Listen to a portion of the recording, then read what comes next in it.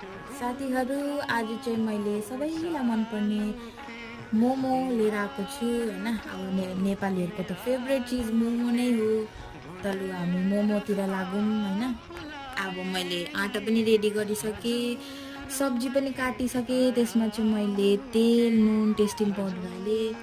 लु सब्जी पनि रेडी भयो। अब म मेरो दुईजना छोरीहरू गफ गर्दै मोमो रेडी गर्दैछु। यो चाहिँ मेरो ठुलो छोरीले बटारेको, सानो छोरीले चाहिँ बेल्दैछ। गफ गर्दा गर्दा मोमो पनि बनिसक्यो। मोमो पनि देख्नुहुँदैछ मैले बसालेँ। मोमो पाक्दा पाक्दा साइडमा अचार पनि बनाउनु सुरु गरेको।